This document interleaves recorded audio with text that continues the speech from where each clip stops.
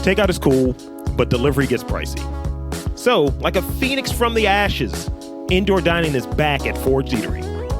I use the analogy because the food is fire. It's a new approach to farm to table. No overalls, just dope food. Try my favorites, like the mushroom stew with pine nuts and ricotta, the cornmeal fried happy oysters, and the seared duck breast. Also, ask about the chocolate chip cookie tins. Mini chocolate chip cookies with a dusting of sea salt. Simply delicious. Head on over to forgedeatery.com to check out the current menu options and make a reservation today. Forged is located at 3520 Chestnut Avenue in Hamden.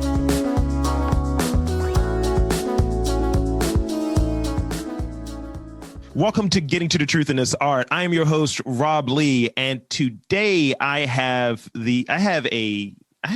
don't know how even to describe you, because you're the name on the building. You're a self-taught artist that's like killing it. I've seen your work. I have Justin Winkel from the Winkel Gallery in Fells Point on the podcast. Welcome to the podcast. Thank you for having me. So let's go back into that conversation we were having. So as I was getting to, you're the name on the building, and you're the person. Like, I've passed it so many times, and I am like kind of tight that weather didn't really cooperate with us today for actually me to come down there and check out the gallery. But let's talk about the gallery. Let's talk about your work. Let's talk about your name being on the building. Yeah. So if you've been kind of a follower of mine since May of 2015, when it all started, you would remember that it wasn't always called Winkel Gallery. It first started, me and my partner decided to kind of do a concept store. So we sold clothing. Initially, we just sold women's clothing and art. So it was kind of like a boutique art gallery. There was a little uncertainty with how the art would do. You know, being self-taught, at that point, I had only been painting for 2 years. Wow. So it was kind of just like this leap of faith. Can I sell the art or not? You know, and the clothes kind of supplemented the cost to see how the art would do, and just kind of allowed to develop some steam. And within like a month, I sold my first painting, and then I just continued to sell kind of consistently. And then time just went on. And after year one, we brought in men's clothing for year two. And then that went on for like another year. And then about like year three, decided to just focus on art. But we actually changed the name. The original name was called Blushing Gypsy. Okay. And Blushing Gypsy was the name of one of my paintings. Gotcha. And it was the reason why it was that painting is because it was like the first painting that I did that really felt like something. It really felt like, okay, you're on to something. You know, this is quality work. And it was so quick. It was only like, I think it was only like the 10th painting I had ever created. Oh, wow. But it was like the transition was just so quick, because I was so into it, and I was painting every single day, and I was just like painting back to back. So, I mean, it happened pretty quickly when I created this piece. And there was like good ones before, but not so good ones. And then there was like not so good ones afterwards. I did that one. But like Blushing Gypsy was like the first painting that really stood out. It was like, okay, you may be really good at this, you know, and it just kept going. So the store was initially named after that, just because of what that piece represented. You know, that piece kind of opened the doors to everything. Like, okay, maybe you are onto something. And then about a year later, we decided to change the name to Winkel Gallery. Well, it was like Winkel Boutique, just to keep it, you know, more streamlined, because we started to hear that Blushing Gypsy was, could be, I don't know, like not the greatest term for some people. Sure. And we just weren't really aware of that, you know? So it wasn't anything negative. It was just gypsies have their own kind of feeling. Sure. And there was actually gypsies that lived across the street from the gallery, and she used to always come in and like ask about like kind of like why we named it Blushing Gypsy. But we just wanted to streamline it because the art was always kind of the focus. Yeah. So we decided to just make it Winkel Gallery. And then the crazy thing is, I had a client come in, and she's European. And she was like, I never put two and two together. She was like, I always knew your last name was Winkel. She was like, but I didn't really put two and two together until I saw Winkel on the storefront. She was like, do you know what Winkel means? I was like, no, what do you mean? She was like, well, in Dutch, it means store. And I was like, really? And she was like, yes, in Dutch, it means store. So it's like Winkelman's like a person that works at a store, like a corner store, it just means store. Yeah. And I was like, well, that's kind of crazy. Like, that wasn't the intention. We didn't know that. So, and then since then, in these last 5 years, I've had people from the Netherlands and Dutch people come in because it says Winkel. I just had a guy come in like a week ago and said that. And he was like, yeah, do you know what Winkel means? I was like, well, I do now. Yeah. He was like, well, what made you call it that? I was like, well, it's my last name. You know, that was the reason. Yeah. There wasn't any other reason but that. So the name change happened in year 2. The clothes were removed in like year 3, year 4. And then since then, it's just been straight in art gallery. And the reason the clothes were removed is because it got to the point where the art was kind of surpassing the clothing. Mm-hmm. And it was starting to be, I don't think it was the right city for that idea, that concept, sure. Because it started being kind of confusing. Like, people weren't sure what it was. Is it an art gallery?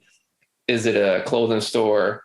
And it was just, I think it was, the confusion was making it difficult to kind of grow, you know, because people will walk by and if they were interested in the art and they weren't sure the art was for sale, they would keep walking. Right. If they're interested in the art and they saw the clothes, they would keep walking because they just think it's a clothing store. And I just got that information from just sitting outside and hearing people like, oh, it's just a clothing store. Yeah. Oh, it's just a gallery. And I'm like, no, it's both. Come on in. You know, so it just made sense because the art was always the focus and the art was maintaining and gaining momentum. That it just made sense to kind of remove the clothes and just focus on the art. So that happened in like 2017. And since then, it's just been an art gallery. And you see the difference because now you get the person who's just interested in visiting an art gallery. You know, there's no more confusion. I dig it. So the key takeaways I will take from this is, in the Netherlands, your SEO is popping because it's gallery is store at the very beginning. And secondly, it's just that momentum of like streamlining, like, and getting rid of any confusion that's there. You know, if the clothes weren't working in this place at that particular moment, then let's focus on what the bread and butter is as it's developing and just that really cool art. I saw, I think it was one project that you were working on, and it was just, I believe it was on Instagram, and it was just blue. That's all I could take. I was like, this is the bluest blue that I've ever seen. And I was like, I got to get to the damn gallery. I was like, come on. And just the week didn't cooperate with me. So you touched on a little bit on maybe how your style maybe has changed over time, as in, you know, just just kind of 10 paintings and kind of seeing them go like up and down and having that one that really stuck out. And it's like, that's what you ultimately named your store after at the beginning and your gallery after in the beginning, of the boutique in the beginning.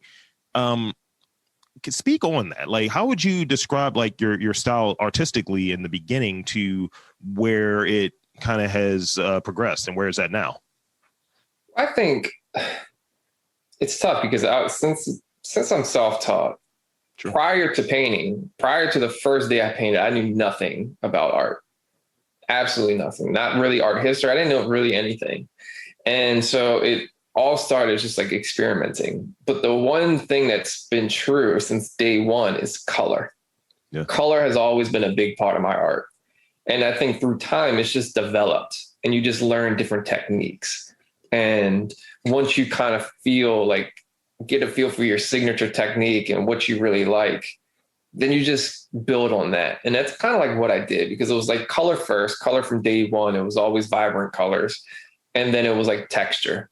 And then it was combining the two things of really bold, vivid colors with this texture that's kind of like captivating and kind of like brings you in. And then you just develop and build on that kind of that beginning, that foundation. And that's kind of how it's been. I think for me, I've never really limited myself, you know, so if I wanted to try something new, I just did it. I never felt like I wanted to be contained in a box. This is what I'm known for.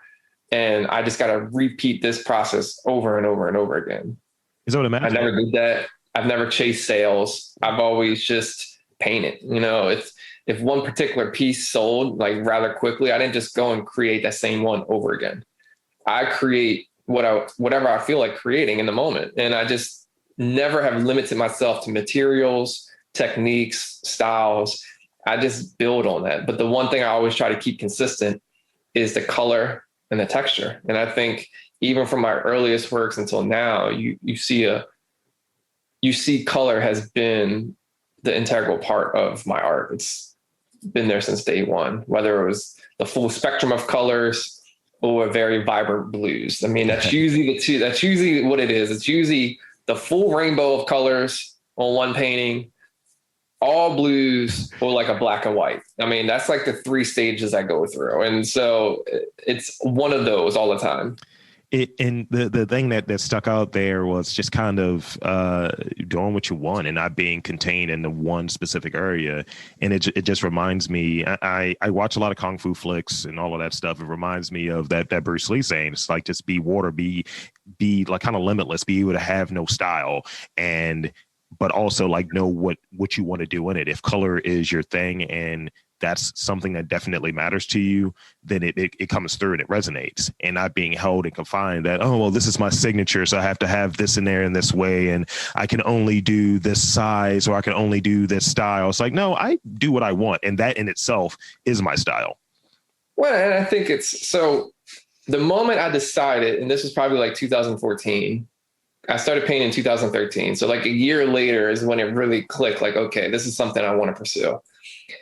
And when I kind of hit the switch on that, I said to myself, you know what?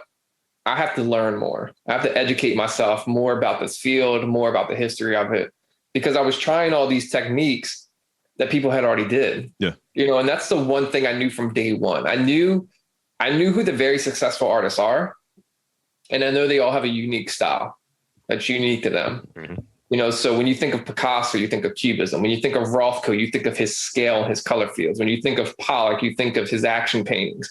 No one now can replicate those styles without ultimately thinking of the original artist. Mm-hmm. So I knew that from day one. I knew like style is important because it's what attaches you to a painting. That way someone can recognize your art, even if they don't see a signature.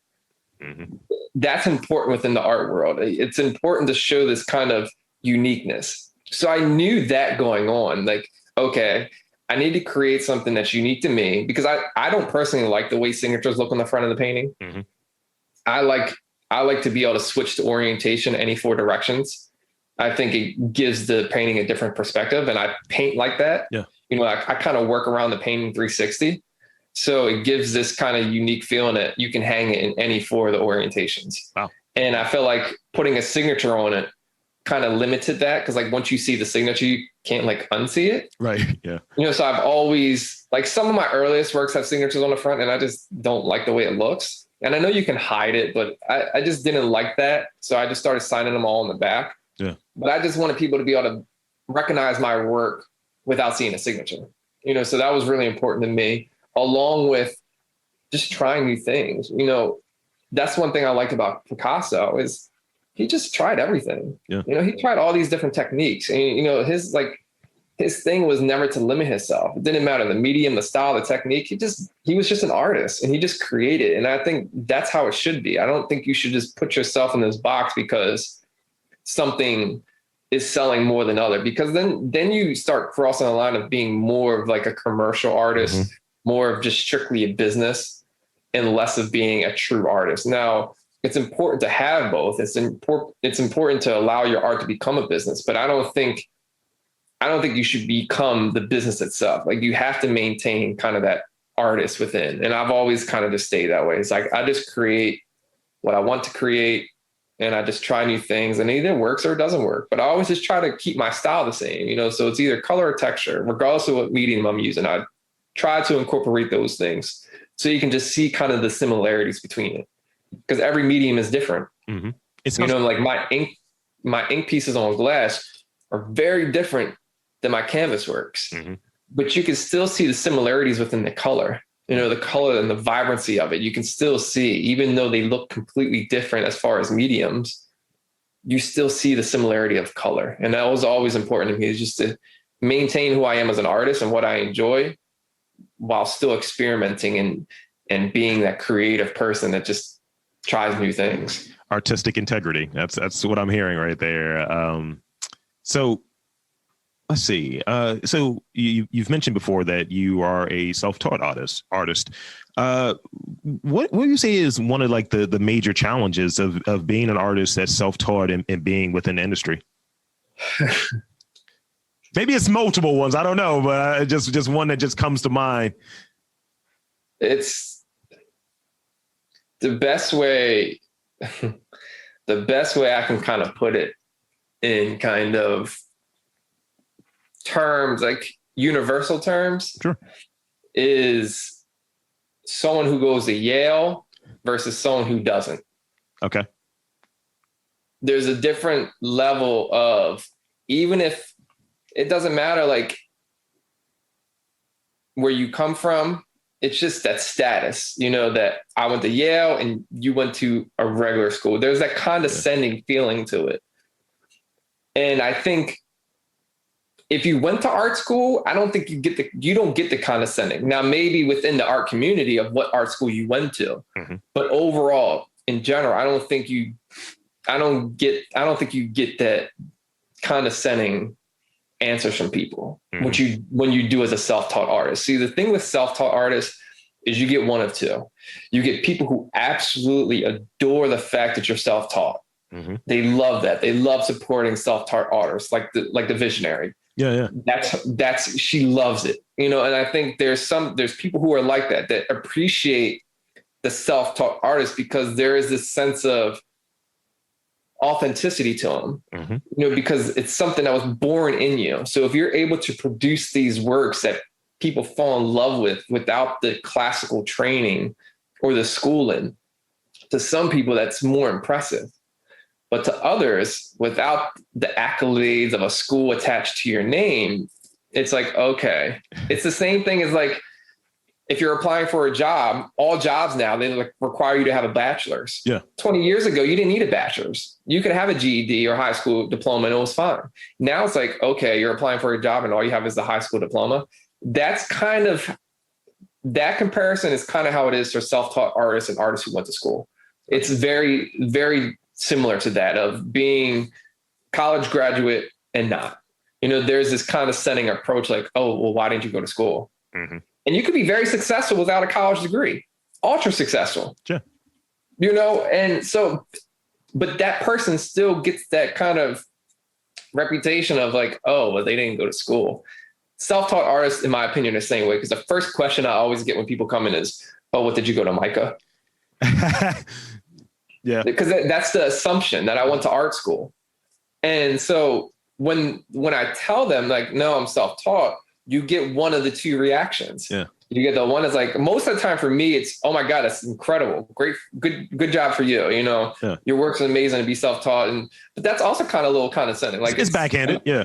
Yeah. It's like, oh, okay. But I think majority of the people love the fact that a self-taught artist is able to do it, so it's one of those things. It's you can't please everybody. There's going to always be someone that has something to say regardless of what path you chose, so to me, it's just a matter of what you make of it. It doesn't matter if you went to school, if you didn't. I have a college degree and it's in business. It's from UMBC. It's not like I'm not using that. I'm using it, but not using it directly for, I didn't go to school with the intention to open an art gallery. Right. So that wasn't the case. It's just my life went that way, but I don't think you can do stuff with or without a degree. You can be a successful artist with or without art school. It's just a matter of who you are as an artist and who you are as a person, and kind of how you create your work in a way that kind of captivates people and brings people together. And I think the one thing I take pride in, the thing I hear the most, is when you walk in the gallery, you get this sense of joy. Like there's this like release. It's not uptight. It's very happy. So that's the one thing I get the most, is people come in like, wow, this is very very colorful, very joyful, and they love that feeling, and I think that's what I try to show with my art is like, it's not so much about what you see, but it's like, how does it make you feel? And if it makes you feel good, that's all that matters is things that you buy stuff, you purchase stuff, you support people, you have people in your life. Everything should be about making you feel good, making you feel better.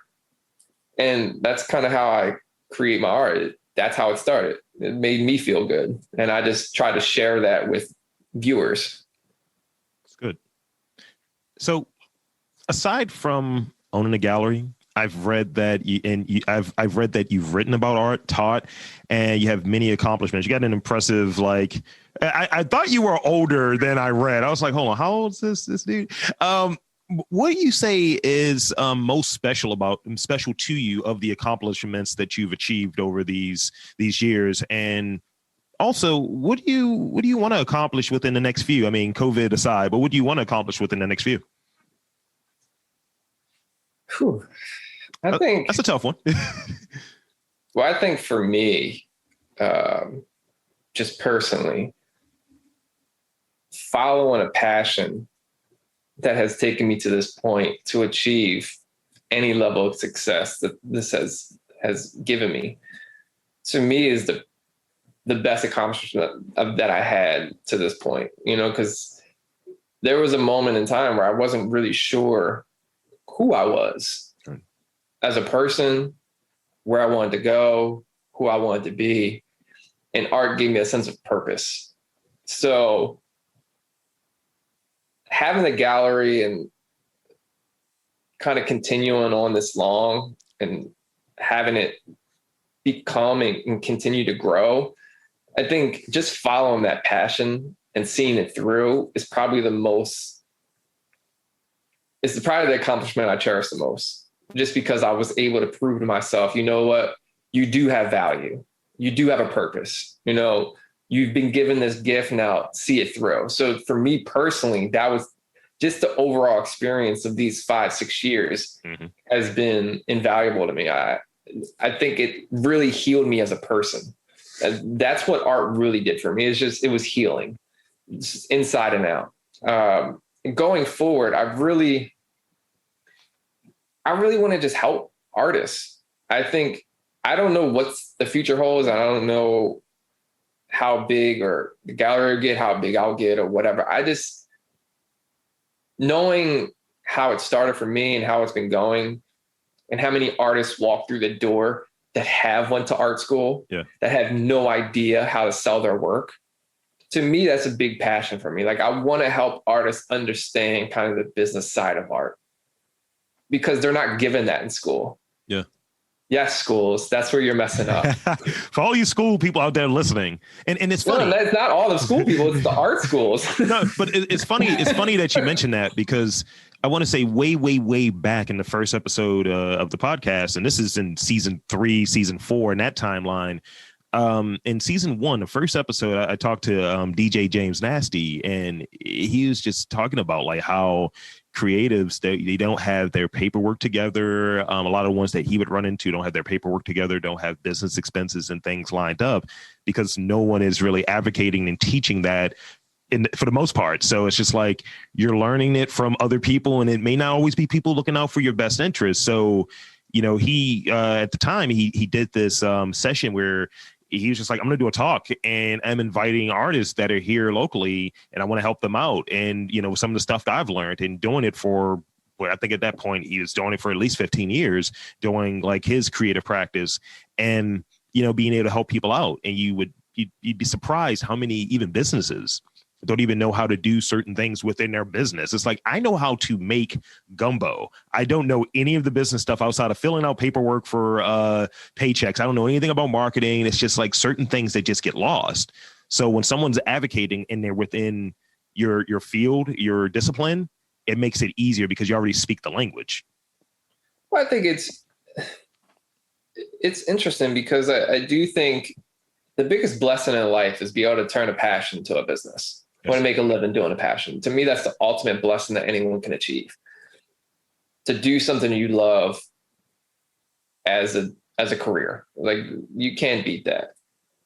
But there's so many people that they can't get over that barrier of how do I take this passion and make it a career? How do you scale that passion? Yeah. How do I even start? So just talking directly to artists, the thing I get the most is like, how did you do this? And I'm just like, well, what do you mean? Like, well, how did you get the money? Like, there's so many questions. And I'm just like, I use my own money. They're like, well, how did you get it? I saved. So it's like the really complex questions that they have to me are like really simple answers, because it's not something that I thought of. I actually had, I had a client ask me to my face, was I a trust fund baby? Oh no. And I was like, I was kind of taken back, and I was like, but it was kind of laughable, because that is the stereotype within the art community. Like, if you're sending your child to art school, it's because you come from money. Yeah. So you're not really worried about their future after art school. You can help them get shows. You can help them get clients. That's kind of like the culture of the art community. And if you're kind of like self-taught, or you really don't come from money, you're the artist that really struggles. Yeah. And really don't know how to proceed, because you don't have that connection. Just like any other, the art industry really isn't different than any other industry. That's what I've learned. It's a different product. The same thing about connections and knowing people, that's the same across the board. But to have kind of the audacity to say that to my face was kind of humorous, because I was like, no. I was like, what do you mean? I was like, I come from a very middle-class family. My father worked for UPS. My father passed away when I was a teenager. My mother had to become the sole provider. And at that time, she was only working part-time. I don't come from money by any means. I wasn't left any money. I didn't have that fortune of being able to just tap into a trust fund and open a gallery and kind of just, no, it was my own money. Yeah. I was just fortunate. My mother taught me how to save at a young age, and I was saving my money. Yeah. But the biggest thing is, this is where the business part kicks in. I actually started my business. I opened the business, the LLC, in 2013. I opened the gallery in 2015. Now, between those 2 years, I had an office space that was kind of like just housing kind of the art. Well, for those 2 years, I had business expenses. I was still working at a job. Yeah. So I was getting refunds because I was taking a loss on the first year of business, because I had developed these expenses, rent, materials, and other things. Yeah. So that helped give me kind of the seed money to start the gallery. Yeah. But I also had great credit. That was another thing my mother helped me with. At a young age, once my father passed away, she was like, we need to build your credit. So I had great credit. I maxed out credit cards. That's how I did it. It wasn't anything besides that. That was the way that filmmakers back in the day, they would talk about. It's like, yeah, I just maxed out credit to fund my own film. How this is the way you do it, So people miss out on that. And I definitely followed a similar a path as far as like having those business expenses, like had the LLC or what have you for this venture. And it's like content creation and consulting and all of that stuff. And it's like, all right, I'm taking these L's, I'm taking these losses. There are some gains, but there are more losses than gains, and getting those nice refunds, and can afford other things, and having nice green screens and all of this stuff behind me, and being able to convert one of the rooms in my house to a studio versus having to go out. So when COVID hit, I wasn't shut down. I was still able to do my thing. And people ask me from this podcasting space, I've been doing it for 12 years. How did you get started? I was like, well, I wrote a book about it. You should probably buy it. And, or I've done consulting on it and things like that for different universities, because it's a lot of the stuff going back to this notion of being self-taught or have you. I think self-taught in editing, engineering, all of these things. I know every component and always trying to learn something in what my field is, what my discipline is, and being a nerd about it. And it's like, are you trying to do it, or are you just trying to get in? As we were kind of talking about a little bit, is this an intentional practice? Like early on, is this an intentional practice of you getting into podcasting because it's hot and it's timely, or is it something you want to do? that's that's actually really interesting, because that's the other thing I get the most is, besides artists question like the process and the business side, Mm-hmm. I always get artists that are unsure of what kind of artist they are. Are you an artist that wants to pursue this full time and really make it a career? Or are you an artist that does it as a hobby? Now, which path you choose, either is fine, Mm-hmm. but you have to decide within yourself which one you're doing. Because if you're doing it as a hobby, don't put the pressure of selling it on you. No. Yeah. And then there's this feeling that people, and I don't know why it happens with art, but if you create anything artsy, whether it's crafts or whether you're really trying to become an artist, people feel the need to post it. People feel the need to get validation.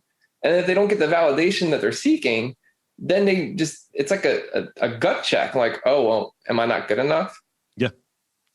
So I think it prevents them from continuing to create. So I think it's important first to determine what type of artist you are. If you're just doing it as a therapeutic hobby, that's perfectly fine. I think it's a great hobby. I think it's great for therapy.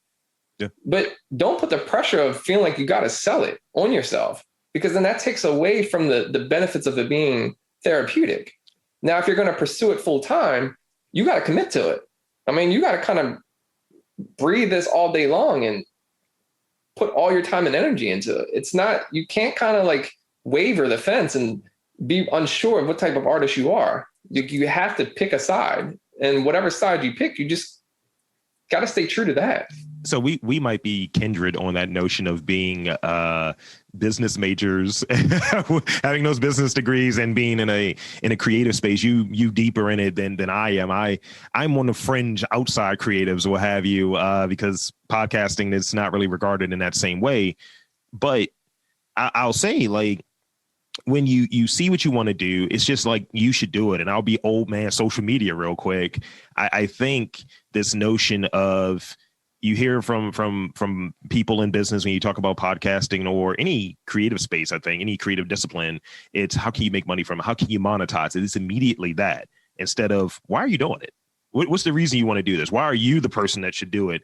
And going to the social media piece of it, you look for that instant gratification, and we've been designed to put it out there. So if you're in something and it may be more therapeutic, it may be something that I need to have this catharsis from doing this creative pursuit, but then you're putting it out there for other people to consume and critique and so on. That may not be the thing you should be doing at that point. They may not be for you, but we're designed for the last however many years, a better part of 20 years, to get that gratification or to get that kind of voyeuristic, I need someone to say this was good, instead of just being happy that you've done it, that you've created it, or I'm happy if I get 2 listeners, myself and myself. I'm happy with that, instead of having to have thousands upon the thousands of listeners to it. I think doing this particular podcast, it's important to highlight the artists and entrepreneurs here. But at the end of the day, I do this because I enjoy doing it. And I think that's something that folks should really start looking at and doing an inventory as to why you're doing something. What's the intentionality of it? Why are you doing it? And I do think that's important. I think we live in a time where you got to have a side hustle. Yeah. And it's like, you don't have to, it's called side hustle for a reason. So, like, it's not something that you have to live every single day. It's you can just do something for fun. Like, you don't have to monetize everything you do. That's what I think that's a real problem. So in the last few moments, I got 2 more questions, and then I'll give you a chance to shamelessly plug anything you want to plug. I like to do that in every podcast. Shameless plugging. So this is a new question I've started adding. It's kind of a 2-parter. Are you a early riser or night owl? And does creativity hit you at odd times? I'm definitely a night owl. And I will say, so yes, creativity, I feel like, hits me at different times, but I don't create throughout the day. Okay. So I've kind of separated the two. I paint in the back of the gallery. My studio is in the back of the gallery. So when I'm there in downtime, I'm usually painting. Mm-hmm. On off days, I'm painting.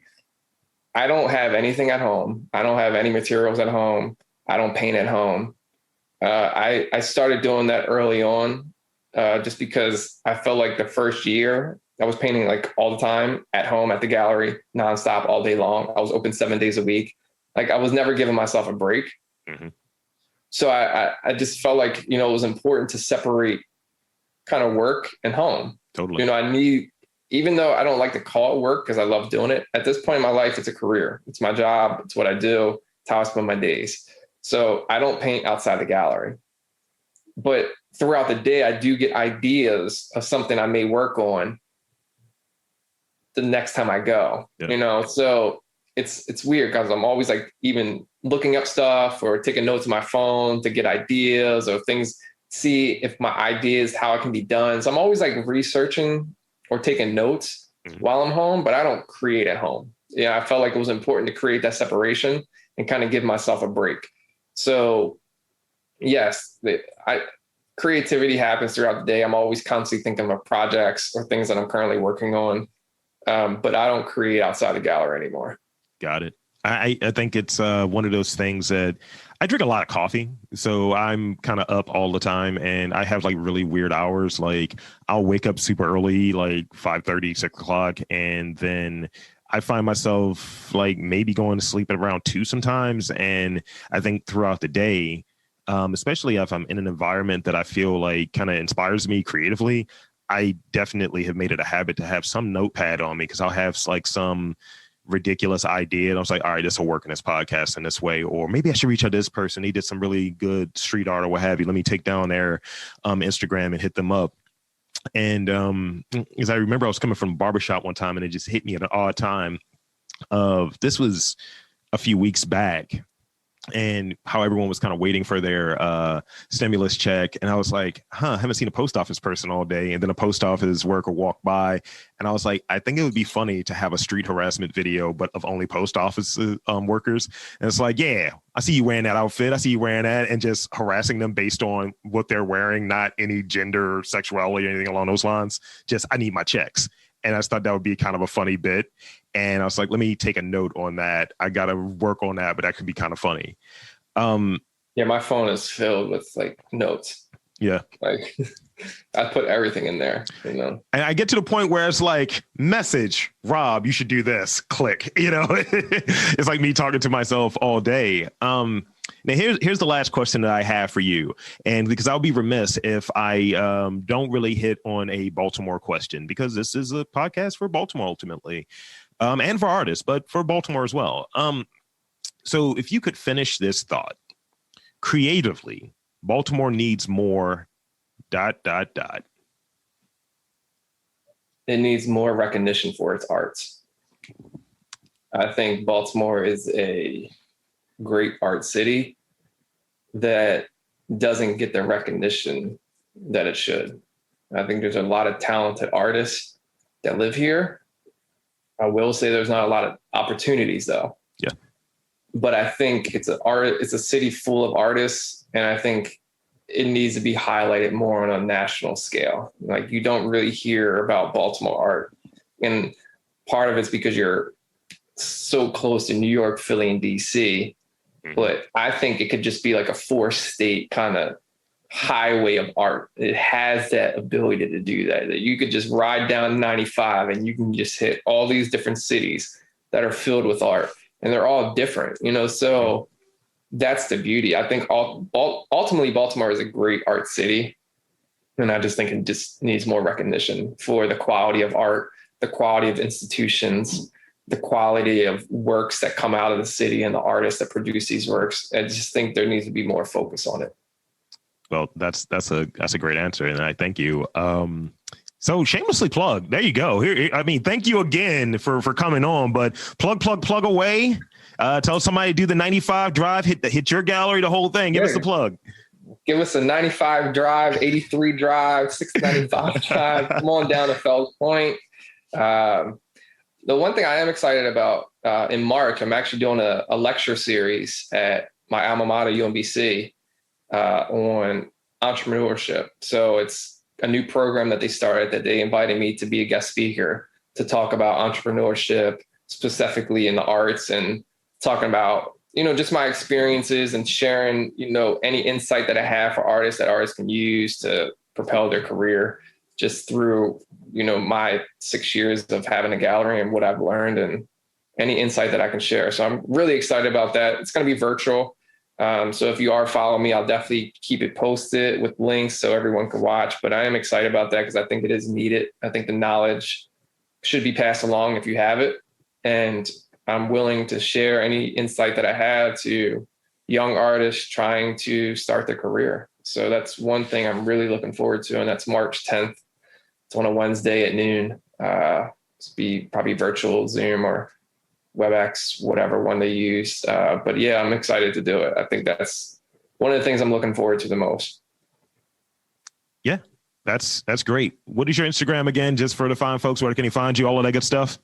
Justin Winkel, JustinWinkel.